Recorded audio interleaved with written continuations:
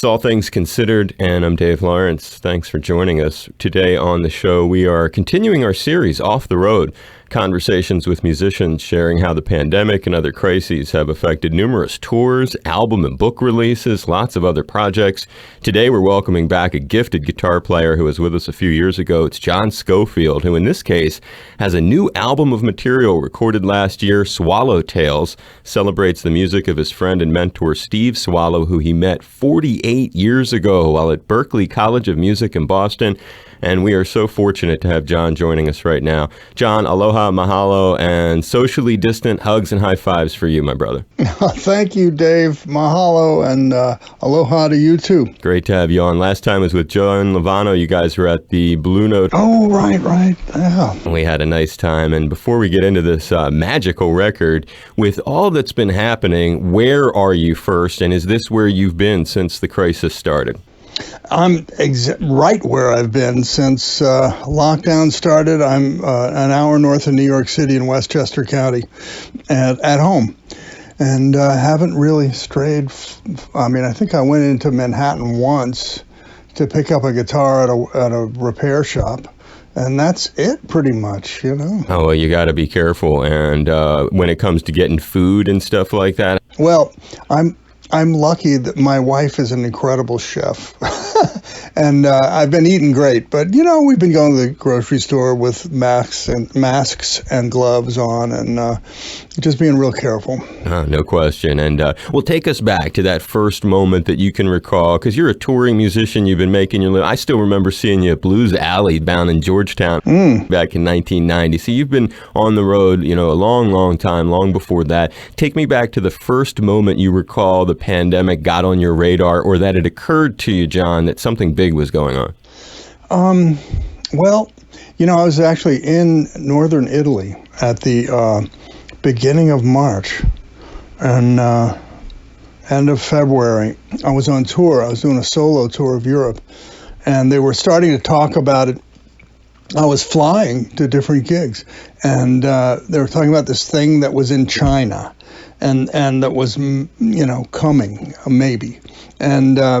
And we would see people in the airports. The Asian people were masking, you know, and I kept thinking, well, maybe I should get a mask, you know, but that seems a little crazy, you know. And I played a gig. I think it was February 10th, like right outside Milano, where they were hit really hard, one of the first countries in Europe.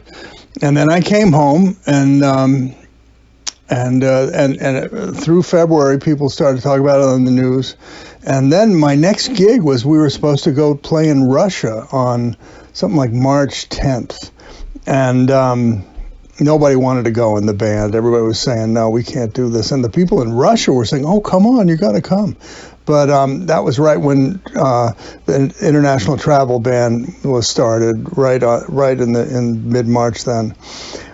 So I've been aware of it, you know, since it started. And but who would have thought it would progress like this? This is terrible. No question. And on the note of gigs, other than that Russia gig, John, were there other gigs that got blown out? Yeah, I was booked for the whole year. It was going to be a great year. First, I was going to do a bunch of gigs just in duo with Dave Holland, like the New Orleans Jazz Festival and a bunch of the springtime festival gigs we had lined up. And then for the month of May, I was going on tour with this record, Swallow Tales, the one that you just spoke about. We were going to Europe for 3 weeks. We were going to play a week at the Blue Note. I was just going to be working steady. And then it all happened. And so everything through the summer's been canceled, and we'll see about the fall, but I have a feeling that's going to go down too. No, I was booked. I'm a road dog. You know, I spend half the year on the road and have since 1975. And so looking at it, and that's exactly why I set the question up like that, because sometimes cats like you guys really have a lot of insight into, not the health aspect, but you've been doing it so long, you can kind of superimpose that over what you know as the real routine of doing tours and stuff. So you say the ones in the fall are still on tap. When will you know that it just isn't safe, or what do you think the conditions would have to be to make it safe both for the audience and yourself? I think, I think that as far as this fall, that the promoters don't want to cancel until the last minute. They're just hoping. This is a European tour. We're supposed to do a month in Europe in October, November, and so most of them don't. A couple of the dates have already said no, we're not going to do it. But I think they're going to wait till the last minute, and I don't know if we're going to want to go because. At this point, they don't want Americans coming to Europe. They're ahead of us as far as opening up again. But it's going to have to be social distancing, and the venues are going to have a lot, unfortunately, sell a lot less tickets. So that's going to change everything financially and make it harder to pull this stuff off. Then there's, travel for us, hotels. What's that about? It's just staying in different hotels and the sanitary issues there, the hygiene and the safety there. So it's unknown. I don't know. Just the thought of going to the airport. And then the worst thing is being on a plane. Yeah, that's the worst aspect. And we already said that we're only going to do the tour if we could do it on a tour bus. So we didn't have to fly to all the dates. Well, then you could always rent a barge and strap the bus to the back of the barge to get there. Otherwise, you got a long flight over. Yeah, we have to fly to get there. Right, and then final note, you mentioned the New Orleans Jazz Festival before we turn to the record. There's, from the health and economic crisis to obviously the loss of some important musicians. I think Ellis Marsalis, when you mentioned that. Manu Dibango comes to mind, of course. John Prine, Adam Schlesinger from Fountains of Wayne. There have been others, of course, actors, and now there's other crises like Black Lives Matter, the police protests. When you think about this web of both the cats like Ellis, and then you think of the Black Lives Matter and the way that things have kind of gone into a larger web of crises, can you share how else you've been personally touched by this? Well, Black Lives Matter is a big thing for all of us, and just first of all, I support it completely, and racism is something we as Americans, if we really think about it, we know that it's a racist world, and it's just the way it is, and America has been cursed with that because of our history. So I see this as a real chance to improve, and I'm glad so many people have partaken in the Black Lives Matter movement, and just across the board, and it's about time. And had you ever gotten to know or meet Ellis or Manu Dibango along the way? I met both of them. Didn't know them real well, but they were both lovely people. As a matter of fact, I did when my first big time gig was with the Billy Cobham George Duke Band in 1975 and 6. And 76 we did a workshop for Ellis in New Orleans, and Branford Marsalis came, but Winton was too young to come. That's how long ago it was. And I met him a little bit since then. Manu Dibango, met him in France at some festivals. Really nice person. Oh, he was great. I got to interview him one time, a long time ago, in the studio. He's a sweetie. And that's great. So you did it, you and the band, you and George Duke and the gang went over there. And Cobham and Alfonso Johnson on bass. We went to Ellis's school with Baptiste, last name Baptiste. I was spacing on his first name. Great clarinet player who's passed away, who was teaching at this high school for the performing arts in New Orleans.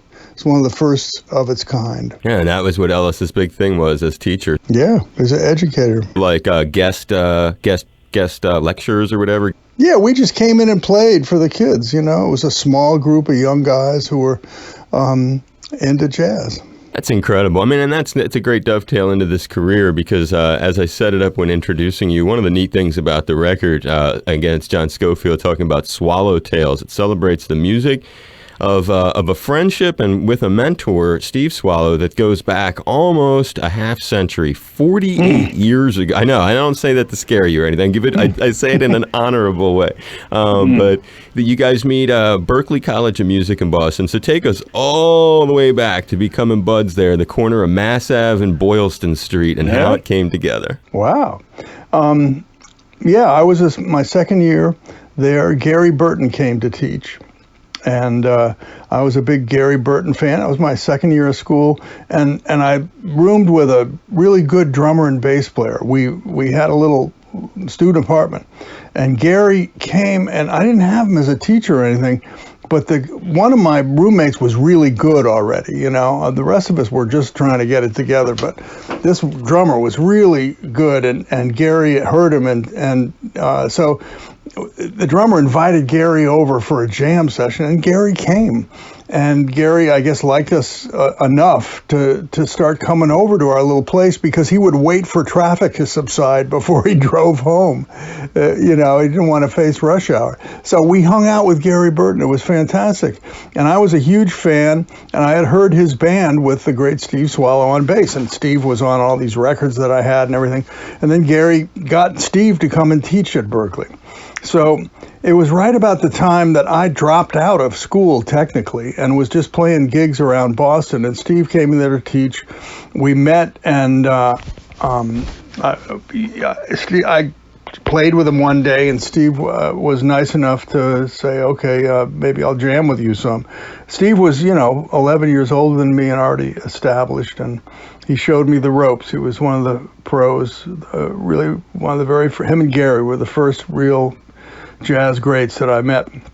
And Steve's tunes were already being circulated around Berklee and had been recorded by all kinds of great jazz musicians already.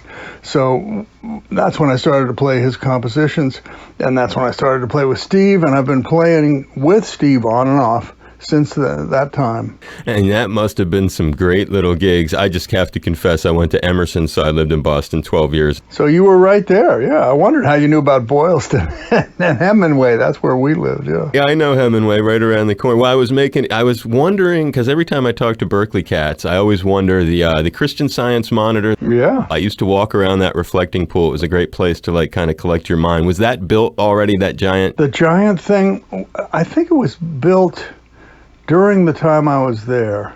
Yeah. Okay, you know what I'm talking about. Yeah. Oh, yeah. Christian Science Center there. Yeah, right down the street, right near Symphony Hall. Symphony Hall and Mass Ave, Huntington Avenue, and everything. Supreme Pizza, my brother, right across the street from Berklee. Was that there? That wasn't there. I know where you mean. But when I was there, that wasn't there. There was another pizza place that we all went to. And I was 18. I went to school there, and I ate pizza every day, and I gained like 10 pounds or something.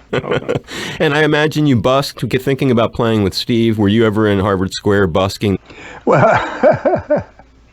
yeah, we didn't busk. I wanted to be a pro already. We played gigs for $10 a night rather than busk, in little coffee houses. That's awesome. No, I hear you. I didn't mean to throw it in a negative light. I just always liked the cultural scene of Harvard. Yeah. No, nothing wrong with whatever you can do to make a buck playing your instrument.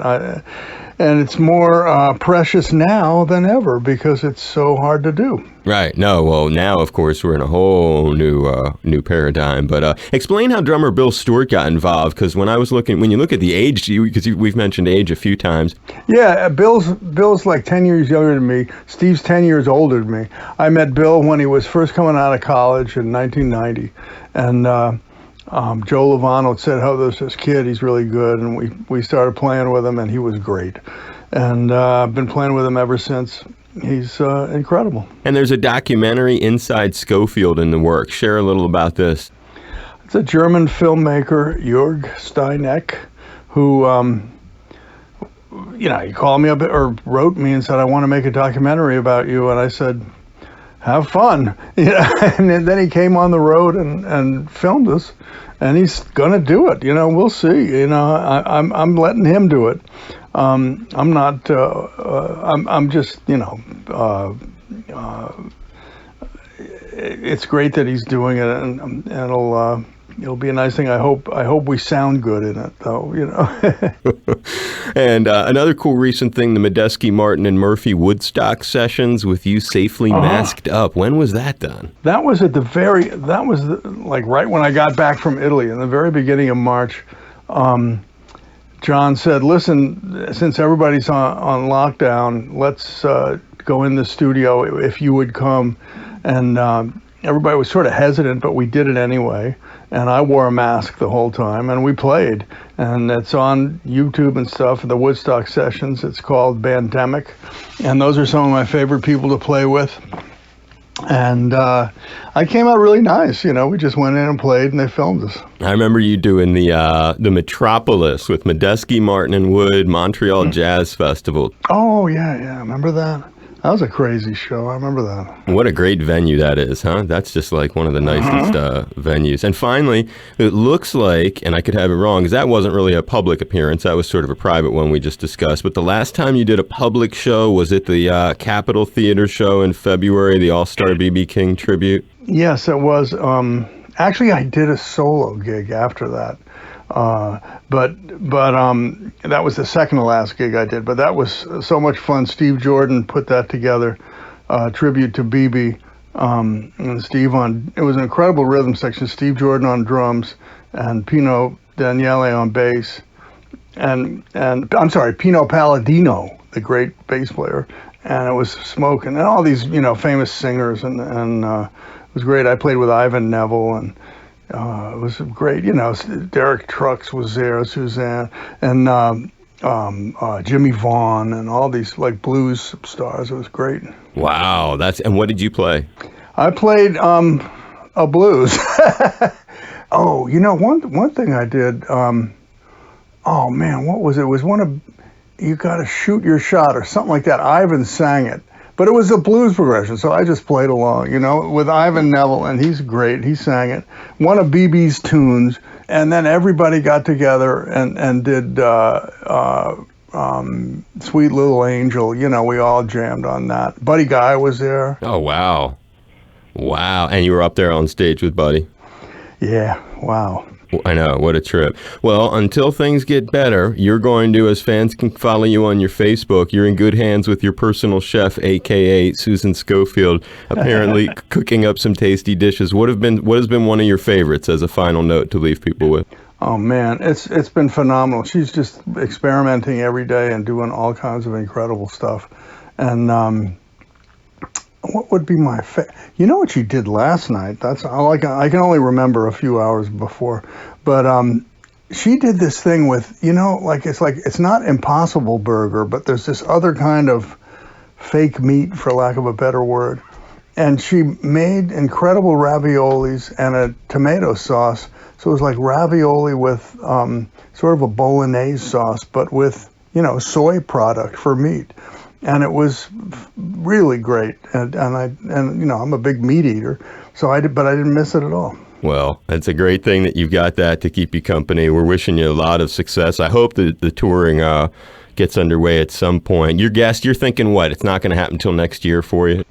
I guess that's my feeling. Although, like I said, October, November, we're still scheduled to go to Europe as of now. It's the great John Scofield, and you can look for Swallow Tales, latest record. It celebrates the music of his friend and mentor, Steve Swallow, and it's been a thrill to have you back on the show with us as part of our Off the Road series, and wishing you a lot of, first and foremost, good health, but also a lot of success trying to get things together again. Thank you so much, Dave, and everybody stay healthy, and look forward to coming back to Hawaii once touring starts. That'll be great.